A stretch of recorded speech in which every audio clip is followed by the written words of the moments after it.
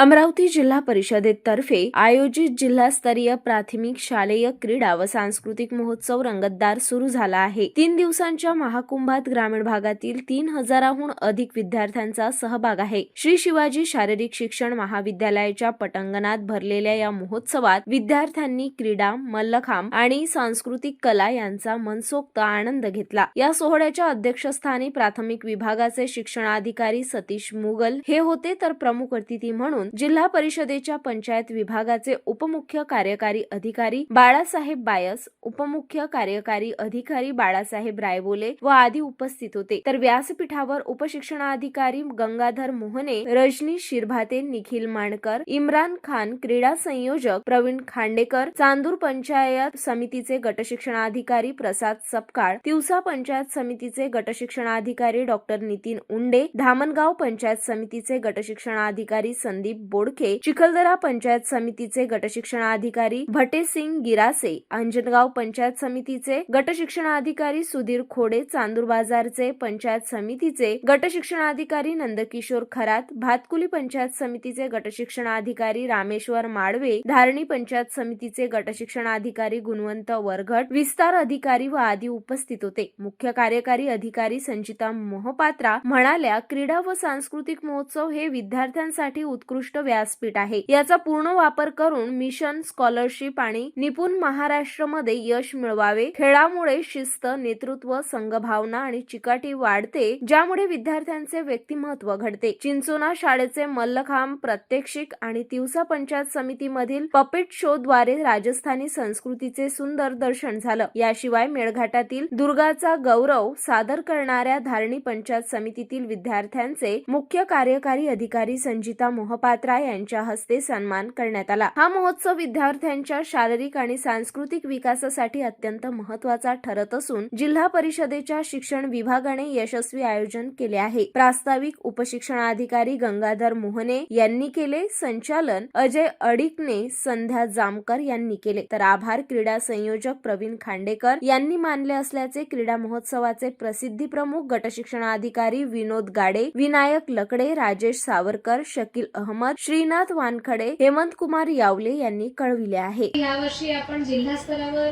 स्नेहसंमेलन सोबत क्रीडा महोत्सव आणि सांस्कृतिक महोत्सव दोन्ही अरेंज केलेले आहे। या वर्षाचा अनुभव बघून की मॅनेज करता येते किंवा नाही, मुलांचे रिस्पॉन्स कसा आहे, शिक्षकांचे रिस्पॉन्स कसा आहेत आणि ह्यामध्ये 3 दिवसामध्ये मॅनेज होते की नाही ते बघून आपण पुढच्या वर्षासाठी अजून चांगला प्लॅन करूया।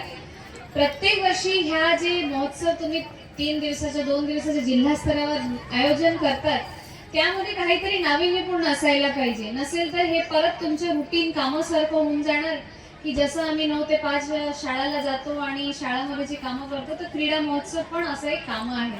हे कामं न होतं हे 3 दिवस तुम्ही सर्वांच्या मध्ये विचारचे आदान प्रदान व्हायला पाहिजे। मला वाटते तरी शाळामध्ये मी विचारते की ते एक तालुक्याच्या शाळा त्याच तालुक्याच्या जे सर्वाधिक चांगल्या शाळा आहेत तिथे पण भेटीसाठी जात नाही। तुम्ही सहल काढतात तरी खूप लांब लांबचे सहल काढतात, सहल काढताना तालुक्यामध्ये जेवढे शाळा आहेत त्यामध्ये मुलांना तरी एक दुसऱ्यासोबत भेट घालून द्या, सो दॅट त्यांच्यामध्ये पण एक चर्चा होतील, शिक्षकांमध्ये चर्चा होतील। शिक्षकांचं तरी शिक्षण परिषद असते पण मुलांचे काही मुलांचे परिषद नसते मला वाटते, तर ते मुलांच्या परिषद सारखं पण तुम्हाला एक काहीतरी नियोजन करायला पाहिजे।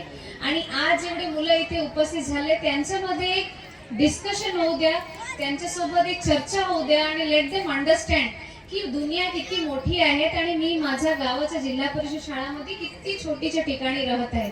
जितका जास्त मुलांचे एक्सपोजर होणार त्यांचे तेवढे जास्त ज्ञानवर्धन होणार।